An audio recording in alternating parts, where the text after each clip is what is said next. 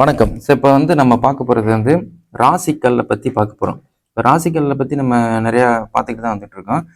இப்போ ராசிக்கல் போடலாமா வேண்டாமா, இது எப்படி போடுறது அப்படின்னு எங்களுக்கு ஒரு விழிப்புணர்வு இல்லை. எங்கே போய் பார்த்தாலும் அது எங்களுக்கு சரியான ஒரு புரிதல் கிடைக்க மாட்டேங்குது. சரி ரைட்டு, கூகுள் தான் ஃப்ரீயாக இருக்குது, கூகுளில் போய் பார்த்தாலும் கூட டுஷ் பண்ணுறாங்க. இதுவாக இருக்கும் அப்படி இருக்கும் அப்படின்னு தான் சொல்கிறாங்க. பட் ஒரு கிளாரிஃபிகேஷன் கிடைக்க மாட்டேங்குது அப்படின்ற ஒரு கேள்வி இருந்துக்கிட்டு இருக்கும். யாருக்கு? மிதுன ராசிக்காரங்களுக்கும் கன்னி ராசிக்காரங்களுக்கும். அப்போ மிதுன ராசிக்காரங்க கன்னி ராசிக்காரங்க எந்த ராசிகள் போடலாம், போடலாமா வேண்டாமா, போட்டால் உண்மையிலே அதிர்ஷ்டமா இல்லை அது அதிர்ஷ்டம் இல்லையா அப்படின்ற ஒரு கேள்வி இருந்துகிட்டு இருக்கும். அப்போ அதிர்ஷ்டம்னா என்ன அப்படின்ற ஒரு கேள்வி இருக்கும். இப்போ அதிர்ஷ்டம்னாலே நம்ம வேலை செய்கிறோம் அப்படின்னா, நம்ம வேலை செய்யும்போது ரெகுலராக நமக்கு வேலை இருந்துச்சுனாலே அது ஒரு அதிர்ஷ்டம் தான். நம்ம வேலை செஞ்சுக்கிட்டே இருக்கும்போது உனக்கு ஓவர் டைம் கொடுக்குறேன், ஓவர் டைம் எடுத்துக்கோ அப்படின்னா அது ஒரு அதிர்ஷ்டம் தான். உனக்கு பெர்மனண்ட் ஜாப் கொடுக்குறேன் அப்படின்னா பெர்மனண்ட்டு, அப்போ அது ஒரு அதிர்ஷ்டம் தான். இல்லை நீங்கள் வியாபாரம் பண்ணுறீங்க அப்படின்னா, நம்ம வியாபாரம் பண்ணும்போது ரெகுலராக நமக்கு கஸ்டமருங்களை எடுத்து கொடுத்துக்கிட்டே இருங்கன்னா அது ஒரு அதிர்ஷ்டம் தான். அந்த கஸ்டமர் வர வர நமக்கு நல்ல பணம் வரவு இருந்துக்கிட்டே இருக்குதுன்னா அது ஒரு அதிர்ஷ்டம் தான். அது போக நம்ம ஒரு வீடு வாங்கணும், அது போக நமக்கு நம்ம ஃபேமிலியை பார்க்குறது, பிள்ளைங்களுக்கு பார்க்குறது, மனைவி கணவன் கேட்குற விஷயங்கள்லாம் வாங்கி கொடுக்குறது, பேரண்ட்ஸை பார்க்குறது, இந்த மாதிரி விஷயங்கள்லாம் நம்ம பேலன்ஸ் பண்ணுறோம்னா அதெல்லாம் ஒரு அதிர்ஷ்டம் தான். இப்போ இந்த அதிர்ஷ்டம்லாம் இல்லை, சரி இதெல்லாம் இல்லாட்டினா இந்த ராசிக்கள்லாம் போட்டால் எங்களுக்கு ஏதாவது இவங்க இந்த ஜோதிடர்கள்லாம் சொல்கிற மாதிரி பணம் கோடி கோடியாக கொட்டிடுமா அப்படின்ற ஒரு கேள்வி இருந்துகிட்டு இருக்கும். அதை போட்டவங்க கமெண்ட் பாக்ஸ்லாம் சொல்லுவாங்க, அப்படிலாம் ஒன்றும் இல்லை அப்படின்பாங்க. நான் தெய்வத்தை வழங்கினாலே போதும். தெய்வத்தை நம்ம வழங்குறது காமன் தான், சரிங்களா? கண்டிப்பாக நம்ம தெய்வ வழிபாடு நமக்கு எப்பவுமே பேக் போனால் இருந்துகிட்டு தான் இருக்கும். பட் தெய்வ வழிபாடே பண்ணால் கூட நம்ம நம்ம வேலைகளை மோஸ்ட்லி பண்ணுற மாதிரி இருக்கும். சரி ரைட்டு, அடுத்துக்கிறோம். இப்போ ராசிக்கல் நான் போட்டால் எனக்கு அதிர்ஷ்டமா இல்லையா அப்படின்றது உங்கள் கேள்வியாக இருக்கும். இப்போ பொதுவாகவே இந்த ராசிக்கல் என்பது இந்த ராசிக்கு ஒரு ஃபேவரான கல். இந்த ராசிக்கல் நம்ம அணியும் போது நமக்கு ஒரு மன திருப்தியாக இருக்கும்.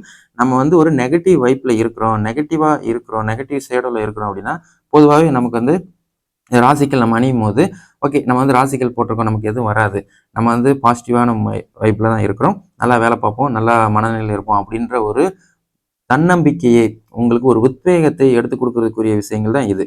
மற்றபடி ராசிகள் போட்டிருந்தவங்களுக்கு கரெக்டாக அவங்க யோகாதிபதிகள் தசாபுத்தி நடத்தும் போது கொஞ்சம் மேலே ஏறி வந்திருப்பாங்க. அதே அவங்கள பார்த்துட்டு நம்மளும் சரி ரைட்டு ராசிகள் போய் போடுவோம்னு சொல்லிட்டு போட்டிருப்போம், நமக்கு எதுவுமே நடந்திருக்காது. காரணம் நம்ம எந்த ராசின்னு ஒன்று இருக்கும், ஒவ்வொரு ராசிக்கும் ஒவ்வொரு ராசிகள் இருக்கும். அப்போ நம்ம அகேன்ஸ்டான ராசிகளில் போட்டிருந்தா கூட அவன் மரகத பச்சை போட்டான் அதனால தான் மேலே ஏறிட்டான் அப்படின்னு நம்ம நினைப்போம். ஆனால் நம்மளும் மரகத பச்சை போட்டோம்னா நமக்கு வேற ராசியாக நம்ம இருந்தோம், எக்ஸாம் நம்ம துலா ராசியோ ரிஷப ராசியோ மேச ராசியோ விருச்சிக ராசியோ இருந்தோம்னா நமக்கு மரகத கல் செட் ஆகாது. அப்போ ராசி ஒரே ராசி தான், இது ராசிக்கு மட்டும்தான் கல் போட போகிறோம். அந்த ராசியை தவிர்த்து வேறு லக்கணத்துக்கோ தசாக்கோ அதெல்லாம் நம்ம போடணும் அவசியம் இல்லை. ராசிக்குரிய கல் ராசிக்கல். அப்போ நீங்கள் மிதுன ராசி அப்புறம் கன்னி ராசியில் பிறந்தவங்களுக்கு இந்த ராசிக்கல் போட்டால் விசேஷமானு கேட்டால் இந்த வீடியோ முடியும் போது உங்களுக்கே ஒரு ஐடியாஸ் கிடைக்கும். இப்போ பொதுவாக உங்களுக்கு மிதுன ராசிக்கு ராசிக்கல் என்ன அப்படின்னா உங்களுக்கு எம்ரல்னா மரகத பச்சை தான் ராசிக்கல். இப்போ ராசிக்கல் நீங்கள் போகிறதா இருந்தால் ஒரு சில கேள்விகள் உங்களுக்கு இருந்துகிட்டு இருக்கும். நீங்கள் மோதிரம் மட்டும் போடணும் அவசியம் இல்லை, மோதிரம் போடலாம், அதுக்கப்புறம் கம்மல் போடலாம், மூக்கத்தி போடலாம், அதுக்கப்புறம் பெண்டன் டாலர் வச்சு போடலாம், கை செயினில் கூட நீங்கள் போடலாம். ஸோ இந்த மாதிரி எந்த ஒரு பேட்டர்னில் கூட நீங்கள் போடலாம். பட் மரகதக்கல் பதித்த அது சில்வரில் போட்டாலும் சரி, அது கோல்டில் போட்டாலும் சரி, உங்கள் வசதிக்கேற்ப. ஸோ நீங்கள் நல்ல பெரிய பணக்காரங்களாக இருக்கிறீங்க, பணம் இருக்குது, ராசிக்கல் வாங்கி தங்கத்தில் போடுறதுக்குலாம் நீங்கள் போட்டுக்கலாம். அதே நீங்கள் கொஞ்சம் மாடரேட்டாக இருக்கீங்க, பட் என் மன திருப்தி தான் போடுறீங்கன்னா ஒரு சில்வரில் வாங்கி நீங்கள் போடலாம். பட் எது போட்டாலும் அதில் அந்த பச்சைக்கல் இருக்கும். ஸோ மரகத பச்சை இருக்கிற மாதிரி தான் இருக்கும். மற்றபடி இது அதிர்ஷ்டத்தை ஏற்படுத்துமான்னு கேட்டால் இது ஒரு ஆடை ஆபரணத்துக்கு தான், உங்களோட மன திருப்திக்கு தான். ஸோ இது போட்டதால் அப்படின்றத காட்டிலும் இது போட்டதுனால இது வந்துருமா அப்படின்னு கேட்டால் எல்லாத்துக்குமே நம்ம வேலை செய்கிற மாதிரி இருக்கும். நீங்கள் வேலை செஞ்சீங்கன்னா அதுக்குரிய அதிர்ஷ்டங்கள் உங்களுக்கு எடுத்து கொடுக்கும். அந்த அதிர்ஷ்டங்களை நீங்கள் பயன்படுத்தலாம். அதுவுமே உங்கள் ஜனன ஜாதத்தில் யோகாதிபதிகள் திசையை நடத்தும் போது மட்டும்தான். அவயோகாதிபதிகள் திசையை நடத்தும் போது நீங்கள் 10 விரல்ல 10 கல் போட்டாலும் அந்த 10 கல்லும் பங்கம் பண்ணிக்கிட்டே இருக்கும். ஸோ அதனால் அதெல்லாம் யோசிச்சுக்கோங்க. அப்போ சரி ரைட்டு, இப்போ மிதுன ராசிக்கு அப்புறம் கன்னி ராசியில் நீங்கள் பிறந்திருக்கீங்க அப்படின்னா உங்களுக்கு ராசியோட அதிபதி புதனாக வருவார். இப்போ இந்த புதன் பகவான் உங்களோட ஜனன ஜாதகத்தை நீங்கள் எடுத்து பார்க்கணும். உங்கள் ஜனன ஜாதகம்னா நீங்கள் பிறக்கும் போது ஒரு சார்ட் இப்படி இருந்திருக்கும். அந்த பிறக்கும் போது அந்த சார்ட்ல இந்த மாதிரி புதன் எங்கே இருக்கிறாரு அப்படின்றத நீங்கள் பார்க்கணும். எக்ஸாம்பிள் உங்களுக்கு இந்த மிதுன வீட்டில் புதன் இருக்கிறாரு, இந்த கன்னி வீட்டில் புதன் இருக்கிறாரு, அப்புறம் இந்த மீன வீட்டில் புதன் இருக்கிறாரு அப்படின்னா நீங்க வந்து ராசிக்கல் போடணுமான்னு கேட்டா இந்த மிதுன வீட்டில் இருக்கிற புதன்காரங்களும் கன்னி வீட்டில் இருக்கிற புதன்காரங்களும் நீங்க ராசிக்கல் போடணும்னு அவசியமே இல்லை. காரணம், உங்களோட ராசியோட அதிபதி ஸ்ட்ராங்காவே இருக்கிறாரு. அவருக்கு வந்து ராசிக்கல் கொடுத்து பூஸ்டர் கொடுக்கணும்னு அவசியம் இல்லை. அவர் வந்து பூஸ்டரோட தான் இருக்கிறாரு. அப்போ கன்சிடர் புதன் ஆட்சி பெற்று இருக்கிறார். ஸோ புதன் ஆட்சி பெற்று இருக்கிறவங்களுக்கு வந்து அந்த ராசிக்கல் தேவைப்படாது. நீங்க ராசிக்கல் அணியன்னு கூட அவசியம் இல்லை. நீங்க தெள்ள தெளிவா நல்ல மனநிலை பெற்ற நல்ல போல்டான ஒரு தைரியமான ஒரு மனிதராக தான் இருப்பீங்க. நீங்க எதையுமே வீழ்த்தி மேலே ஏறி வந்துகிட்டே இருப்பீங்க. ஸோ இது ஒரு பெனிஃபிட். அதுவே ஒருவேளை உங்க ஜனன ஜாதகத்துல வந்து புதன் நீசம் பெற்று இருக்கிறார் அப்படின்னா இந்த மாதிரி தான் உங்களுக்கு வந்து எந்த ராசியா இருந்தாலும் சரி, நீங்க அந்த ராசி கடத்தை பார்க்கும்போது புதன் இங்க இருக்கிறாரான்னு பார்த்துக்கணும். இங்க இருக்கிறார் அப்படின்னா உங்களுக்கு வந்து நீங்க வந்து ராசிக்கல் அணியலாம்.